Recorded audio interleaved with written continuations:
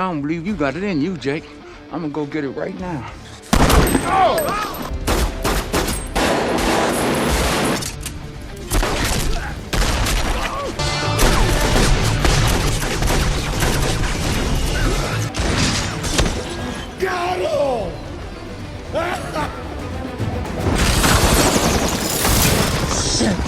You got a f***ed up family, Mike. You have the right to remain silent, but after watching these scenes, you're probably going to want to tell everyone about them. Let's count down the most badass cop moments ever put on film. What you need, homie? Crack. Smell like bacon in this. On fetch, dog. You want me to... Come on, man. Denzel Washington's detective Alonzo Harris isn't your typical good cop, but there's no denying the man commands a room like nobody else. All right, get over, smart man. Marijuana, give it to me. Give it to me. Hey, control your suspect. Miss. You move those hands, I'll slap the taste out of your mouth. You understand me? The scene where Alonzo walks into that interrogation room and completely dominates everyone there through pure charisma and intimidation is masterclass acting. He's using psychology, manipulation, and his reputation to bend the situation to his own will. He's reading everyone in that room like books and playing them against each other. It's the kind of scene where you're simultaneously impressed and deeply uncomfortable because you're watching someone incredibly good at being bad. I ain't got shit. Oh, God. Now what is that? Crack, nigga. That's right, Jimmy Crack Corn. 1, 2, 3. Oh, you federally crack now. Denzel won an Oscar for this role, and moments like this show exactly why. He makes corruption look compelling, which is terrifying when you think about it, isn't it? The way he shifts from friendly mentor to dangerous manipulator in seconds shows the kind of range that defines legendary performances. It's not heroic, but it's absolutely badass in the most morally complex way possible. Give me a name. You want to go to jail or you want to go home? In the county, man. I know, man. Shit. Let's go, let's go, let's go! X13, what's your location? Male Hispanic, dark clothing.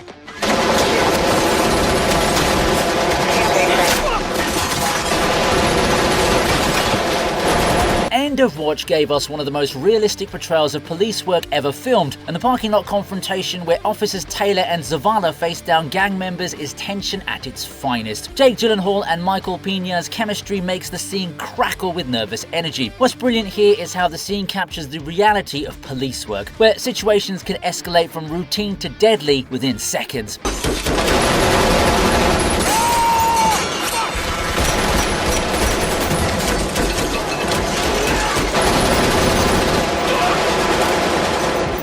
Reload.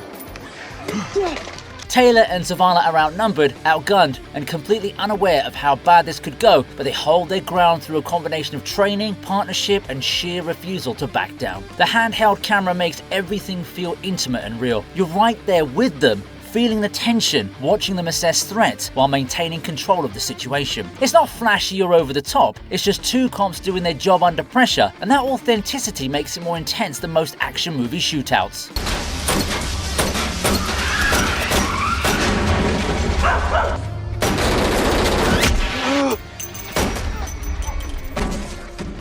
I lit that up, man. Right! It's bad. You know what? But I've seen guys way worse make it. It means that this is beginning.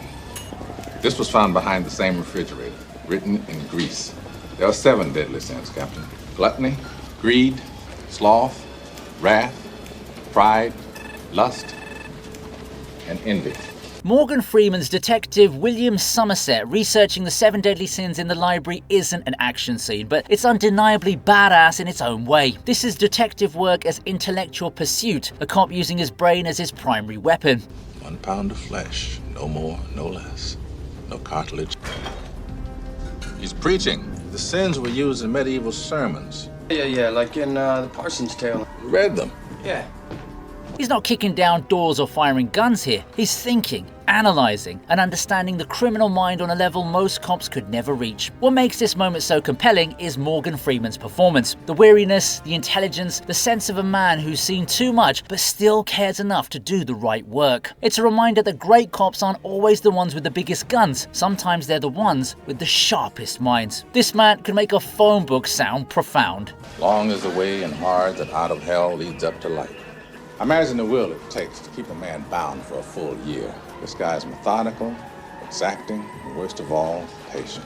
He's a nutbag. Just because he's got a library card doesn't make him Yoda.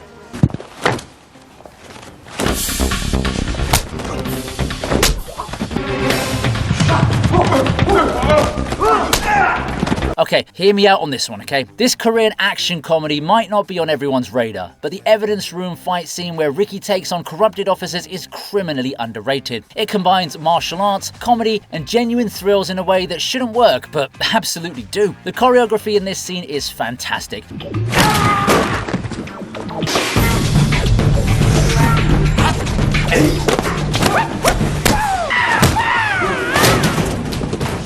With Ricky using evidence items as weapons, turning the room into an improvised battleground. There's something deeply satisfying about watching a good cop fight bad cops using confiscated weapons and seized goods. It's creative, it's fun, and it's executed with the kind of precision Korean action cinema is known for. What elevates this beyond just a good fight scene is the personality Ricky brings. He's quipping, he's adapting, he's clearly having fun while fighting for his life. It's a reminder that cop movies don't always have to be grim and gritty to be effective. Sometimes you can blend action, humor, and legitimate thrills into something genuinely entertaining.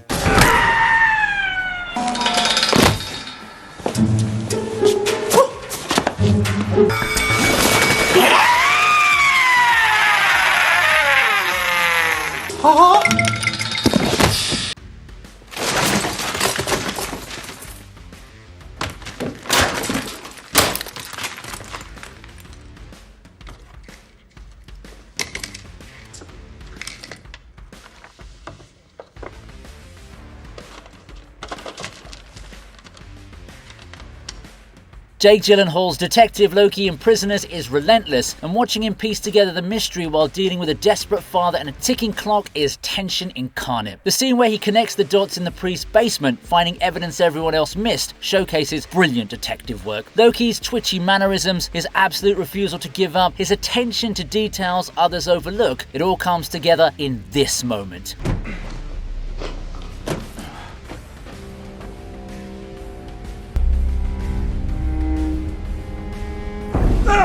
Please, God. The name of your buddy down there, huh? I don't know his name. You don't know his name? He didn't tell me his name.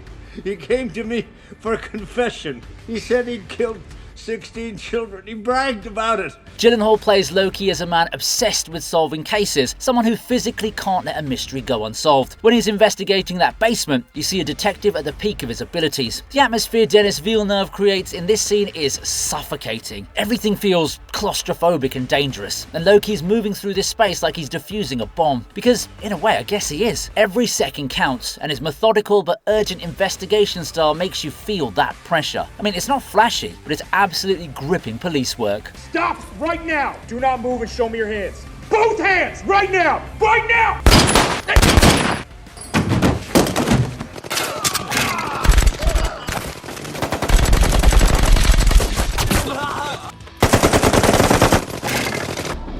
No, wait!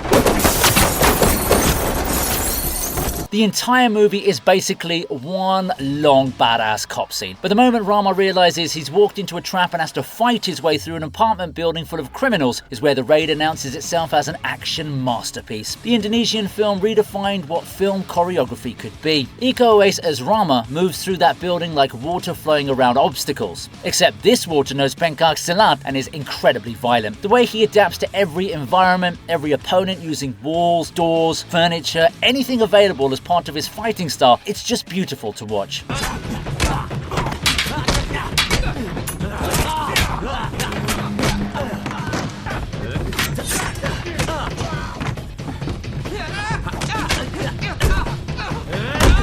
It's brutal, creative, and exhausting just to witness. What makes this such an iconic cop moment is the desperation underlying the action. Rama isn't showboating here, he's surviving. Every move is necessary, every fight here is life or death, and the choreography reflects that urgency.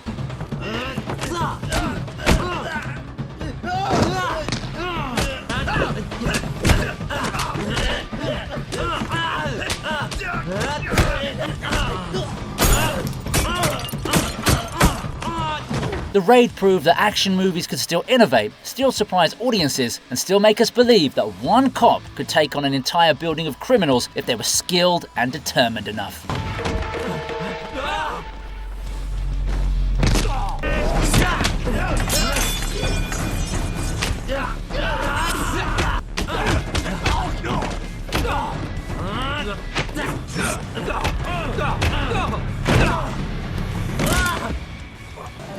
Do me a favor, will you? Call this telephone number. Tell him Inspector Callahan thinks there's a 211 in progress at the bank. Got it? Be sure and tell him it's in progress, right? I know what you're thinking here, okay? Did he fire 6 shots or only 5? Clint Eastwood's Detective Harry Callahan interrupting his lunch to stop a bank robbery gave us one of the most iconic moments in cop movie history. Harry calmly finished his hot dog, grabbing his massive revolver and walked into an active robbery like it's just another Tuesday is peak old school badass.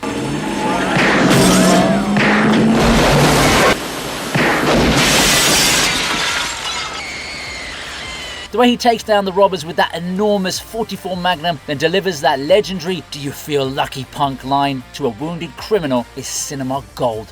I know what you're thinking. Did he fire 6 shots or only 5? But being this is a 44 Magnum and would blow your head clean off, you've got to ask yourself one question. Do I feel lucky? Well, do you, punk? What makes Dirty Harry such an enduring character is that combination of competence and attitude. He's not just effective, he's got style as well. This is the scene that made everyone want to be a cop with a ridiculously large handgun. Hey, I got to know.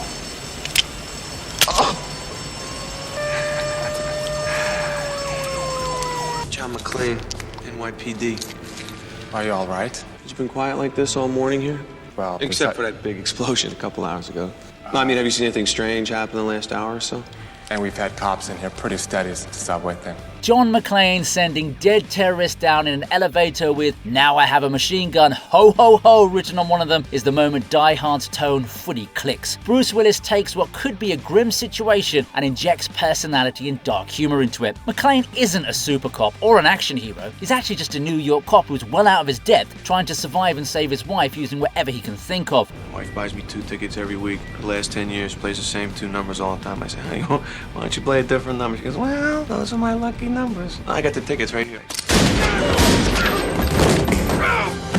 The elevator scene shows his tactical thinking and his refusal to be intimidating despite being barefoot, outgunned, and completely alone. His problem solving with a side of psychological warfare. What makes this scene such a great cop moment is how it establishes McClane's character. Jesus Christ, you almost gave me a heart attack. You all right? Huh? You all right? Yeah, it's not my blood. What was in the room? This. What is this? Oh shit, is this gold? Yeah, it's gold. Damn, this is heavy. They cleaned out a whole room of this? Yeah. He's scared, he's improvising, but he's got a sense of humor about the insanity of his situation. It's badass through personality rather than just firepower, which is why Die Hard remains the gold standard for action movies.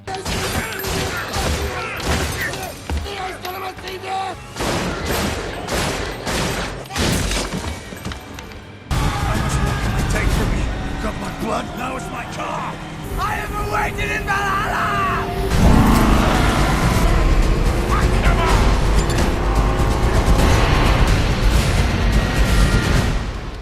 Max Rokitansky might be more post-apocalyptic road warrior than traditional cop, but he was originally a police officer. Tom Hardy's Max going from captive to active participant in that insane desert chase is visceral filmmaking. The way George Miller shoots this sequence, with Max literally tied to the front of a vehicle while still trying to survive and eventually fight back, is just masterful. When Max finally gets free and starts taking control of the situation, using nothing but instinct, skill, and sheer determination,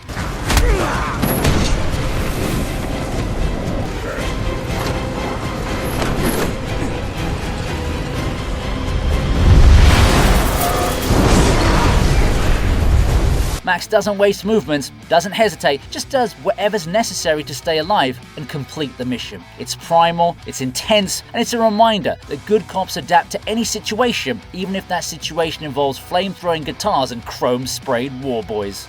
I die! I live again!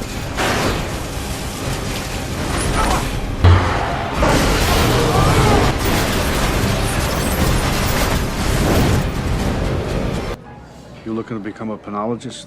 You looking to go back? You know, I chased down some crews, guys just looking to get busted back. That you? You must have worked some dipshit crews. I worked all kinds. I am never going back. Then don't take down scores. Michael Mann's Heat gave us the legendary coffee shop meeting between Al Pacino's detective and Robert De Niro's criminal, and it's one of the most intense scenes in cinema despite being just two men talking. I do what I do best. I take scores. You do what you do best, trying to stop guys like me. So you never wanted a regular type life? The fuck is that? Barbecues and ball games? Yeah. This regular type life, that your life? My life? No, my life. No, my life's a disaster zone. Vincent Hanna sitting across from Neil McCauley, both knowing they're enemies but respecting each other's professionalism, is just electric. I don't know how to do anything else. Neither do I. I don't much want to either. Neither do I. You know, I have this recurring dream. I'm sitting at this big banquet table, and all the victims of all the murders I ever worked are sitting at this table, and they're staring at me. What do they say? Nothing. No talk?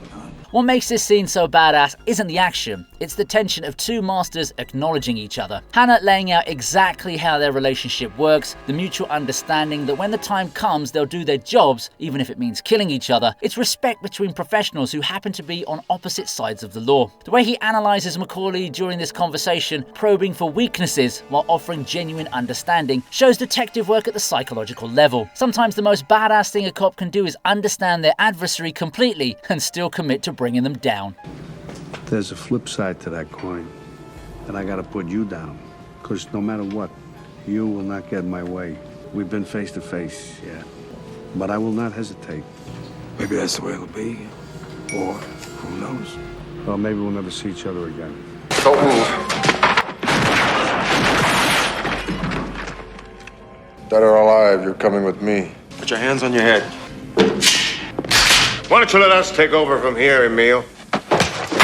Before Alex Murphy became Robocop, he was just a good cop trying to do his job, and his final scene as a fully human officer is brutally memorable. Watching Murphy trying to arrest Clarence Bodicker despite being completely outgunned shows heroic courage right before it goes horrifically wrong. What makes this scene so impactful is how it shows Murphy as a by-the-book cop walking into a situation where the book just doesn't apply, does it? You probably don't think I'm a very nice guy. Buddy, I think you're slime. See, I got this problem. Cops don't like me, so I don't like cops. He's following procedure, trying to do things the right way, and he gets massacred for it. It's a dark commentary on the limitations of playing by rules when your enemies don't, but Murphy's refusal to back down is genuinely heroic. Peter Weller's performance in these final human moments is crucial to making Robocop work as a character later. Turn around, man. Hey, pretty boy! Hey, We see Murphy as brave, dedicated, and fundamentally good, which makes his transformation into a cyborg tragedy. The scene is violent, shocking, and serves as a reminder that being badass sometimes means standing your ground even when you know you're gonna lose. Murphy's last stand as a human is more heroic than most cops' greatest victories. Okay,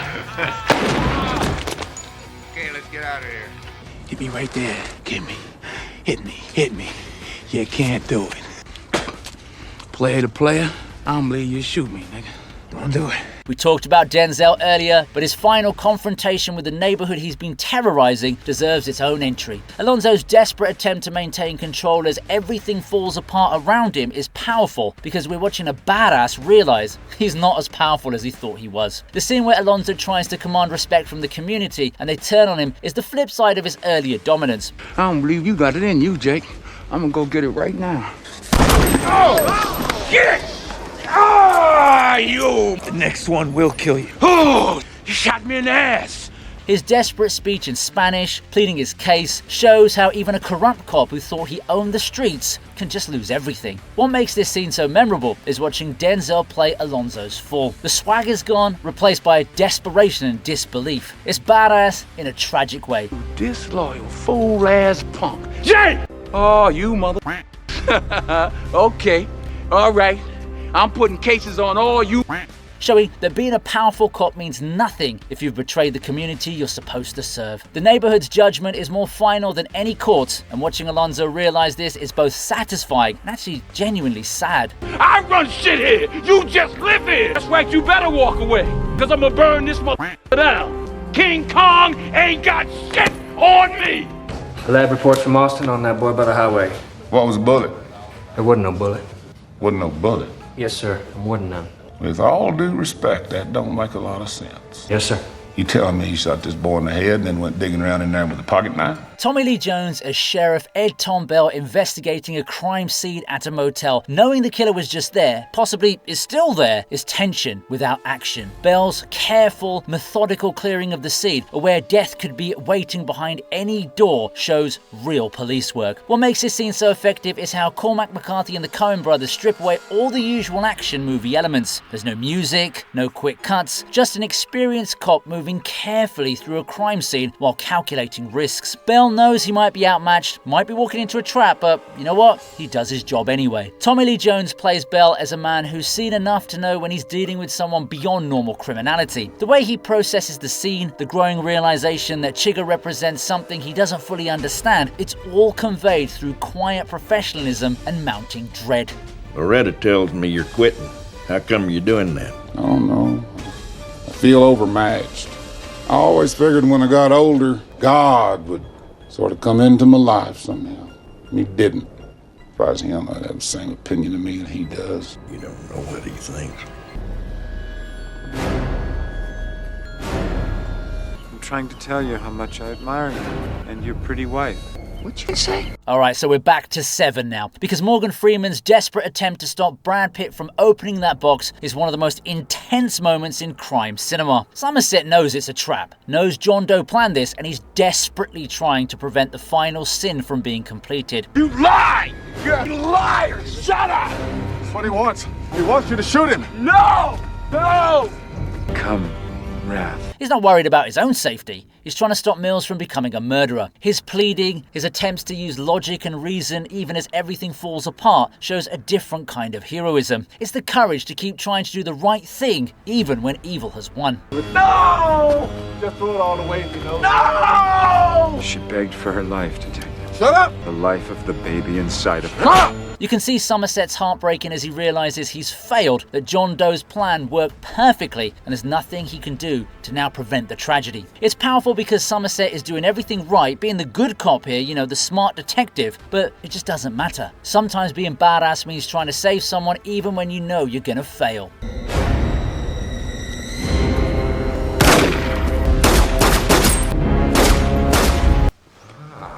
The good cop, bad cop routine? Not exactly.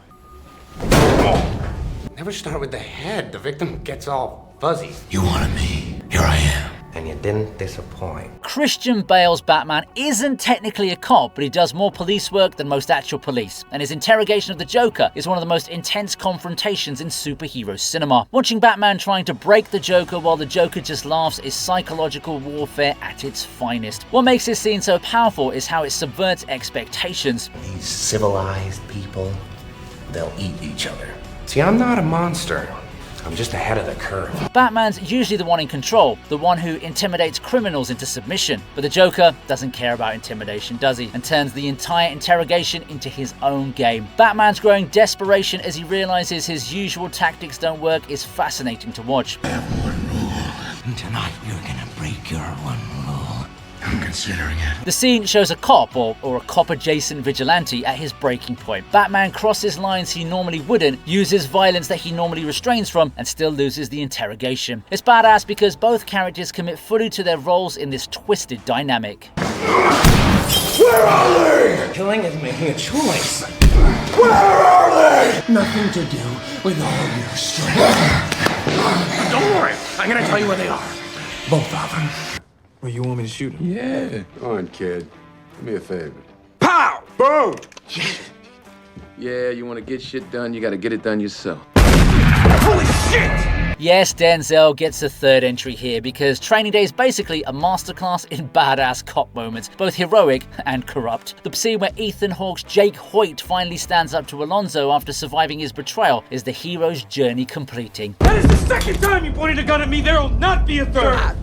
Damn, boy. That's what I'm talking about, Jake. He's learned Alonzo's lessons about survival on the streets, but unlike his mentor, he's kept his morality intact. When he points that gun at Alonzo and makes his choice, he becomes the kind of cop Alonzo used to be before the corruption consumed him. Jake's terrified, shaken, but he's doing the right thing despite the fear. Now that's real courage, isn't it?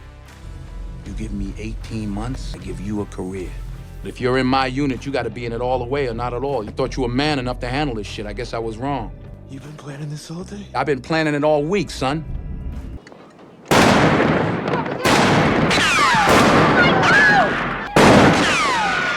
Get down!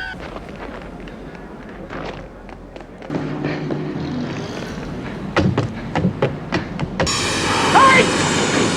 Stop that man! He's wanted by the police! Gene Hackman's detective Jimmy Popeye Doyle chasing an elevated train in his car through New York streets is one of the most famous chase sequences in film history. Popeye is obsessive, single-minded, and absolutely will not let his suspect escape no matter what it takes.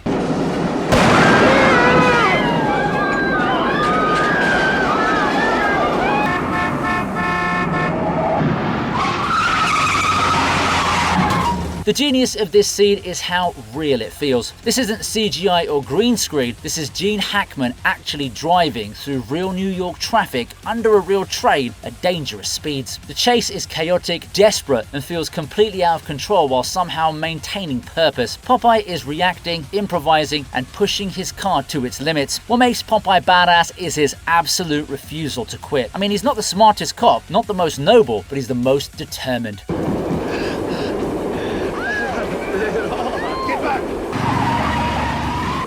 Gonna get away with this. Put the gun down. It's fine now. I said get down. You can't get away with this. When that train is getting away, he finds a way to keep up. The French Connection proved that great cop scenes don't need massive budgets, just commitment and practical filmmaking.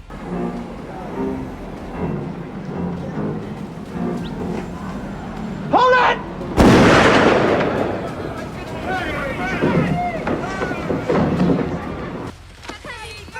Would there be anything else, sir? Yeah, I emptied the register and put the money in the bag.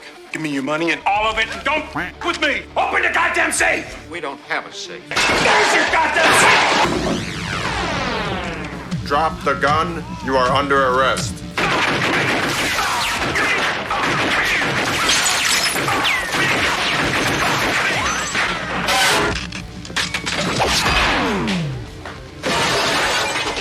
Robocop walking into that police station for the first time, target practice scene, and his first night on patrol is a triple threat of a badass moment. Alex Murphy might be more machine than man now, but he's still a cop, isn't he? And he's going to do his job with maximum efficiency. The shooting range scene where Robocop demonstrates impossible accuracy, spinning his gun and holstering with superhuman precision is pure style. It's followed by his first patrol where he stops a convenience store robbery with casual, overwhelming force. Dead or alive, or you're coming with me, becomes an instant catchphrase because it perfectly captures Robocop's blend of by-the-book procedure and absolute certainty. You better back up, pal! Cause he's gonna kill her! He's gonna kill her!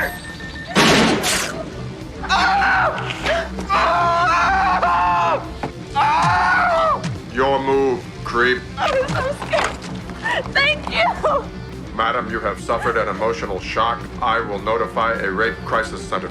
What makes Robocop such an enduring badass is that he's completely earnest. There's no irony, no winking at the camera. He's a cop trying to serve the public interest, protect the innocent, and uphold the law. Just now he can walk through walls and has a targeting computer. Peter Weller plays it completely straight, which makes the satire work and the action thrilling. Robocop is badass because he takes being a good cop seriously, even when everyone else around him has become cynical. Robocop. Who is he? What is he? Where does he come from? Oh, excuse me, Robo. Any special message for all the kids watching at home? Stay out of trouble.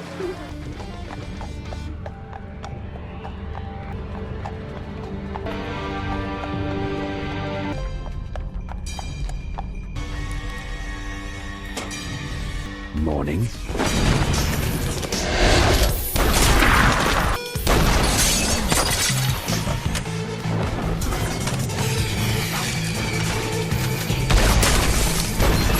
Edgar Wright's Hot Fuzz builds to an absolutely insane action sequence where Sergeant Nicholas Angel and PC Danny Butterman take on an entire village of murderous neighborhood watch members. What starts as gentle British comedy explodes into action movie excess that lovingly parodies and celebrates everything that came before it. Simon Pegg's Nicholas Angel is already established as London's best cop, transferred to a sleepy village where he's hilariously overqualified.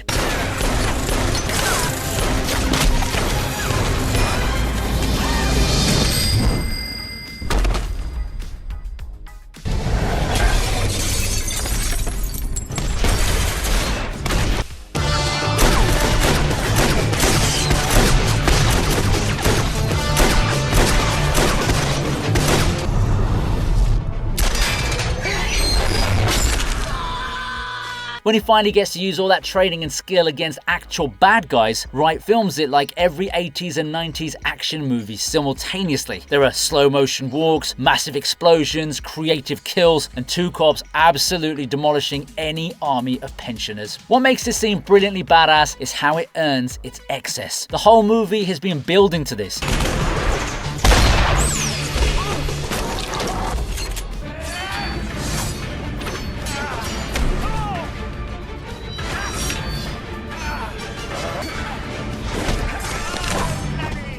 Teaching us about both Nicholas's competence and the village's secrets. When it all comes together, it's both incredibly funny and genuinely thrilling. The fact that these cops are fighting shopkeepers, florists, and little old ladies with shotguns just makes it even more absurd and entertaining. Hot Fuzz proves that you can make fun of action movie tropes while still delivering action that legitimately works.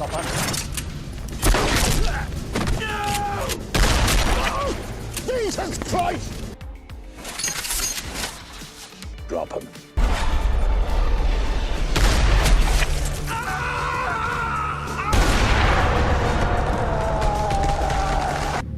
I'm a friend of Sarah Connor. I was told that she's here. Could I see her, please? No, can't see her. She's making a statement. Look, it may take a while. You want to wait? There's a bench over there. I'll be back.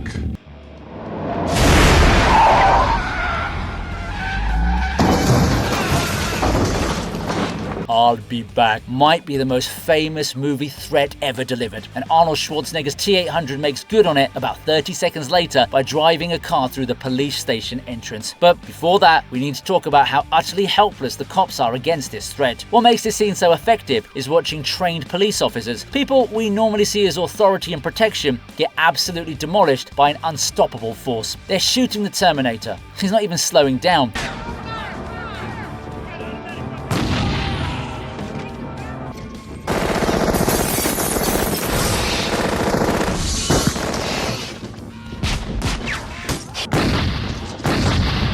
They're trying tactics and procedures that work on humans, but he's not human, is he? It's a horror movie wearing an action movie's clothes. The scene is badass from the Terminator's perspective, but obviously there's something to be said for those cops who keep fighting despite knowing they're outmatched. They don't run, don't abandon the station. They try to stop this thing with everything they have. It doesn't work, but their refusal to give up against impossible odds shows the kind of courage that defines good cops. Also, this scene single-handedly established that attacking a police station is a reliable way to show your villain means business.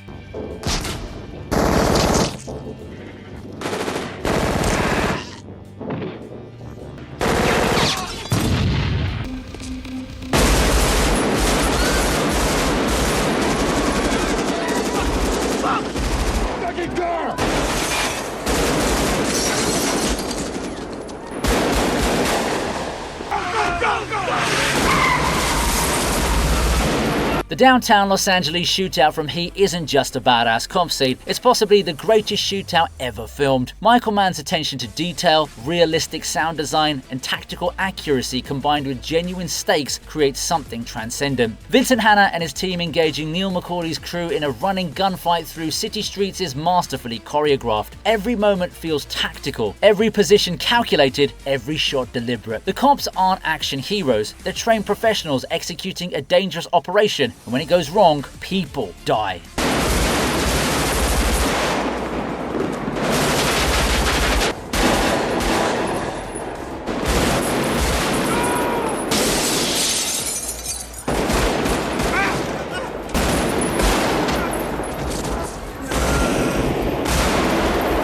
Real consequences, real tactics, real fear. What elevates this scene beyond technical excellence is the emotion underneath. These aren't nameless cops and robbers, they're characters we've spent the whole movie getting to know. When Hannah's team members go down, it hurts. When he isn't chasing McCauley through those streets, you feel his determination and his grief. Al Pacino plays Hannah as a man whose entire identity is tied to being a cop, and this shootout is him at his most focused and most human. It's action filmmaking at its absolute peak, studied in police academies for its tactical accuracy and film schools for its craft.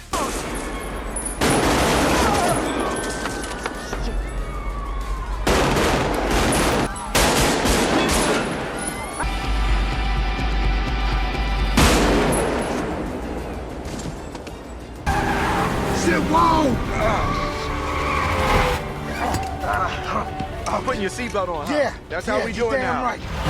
Whoa, Mike. Overtown's a no-go. That's why you got people here. Dangerous people. We're dangerous people.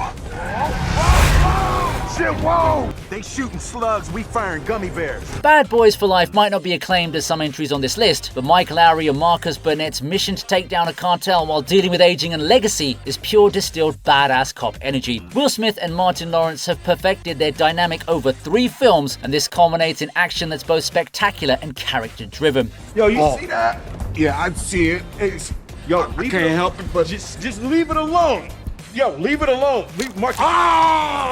The movie's set pieces, particularly the Miami rooftop chase and the final compound assault, showcase cops who are still incredibly capable despite not being young anymore. Mike's motorcycle chase through Miami traffic is classic Bad Boys excess, all style and speed and impossible stunts, but it's grounded by the character's awareness that they can't do this forever. What makes Bad Boys for Life the top entry is how it represents everything great about cop action movies while also evolving the formula. It's got the humor, the action, the partnership dynamic, the impressive stunts, but it also has heart and themes about morality and legacy. Yeah, I'm about to look like David and Goliath. Yeah, David with the slingshot. Yes, that is your slingshot. Amen. Amen.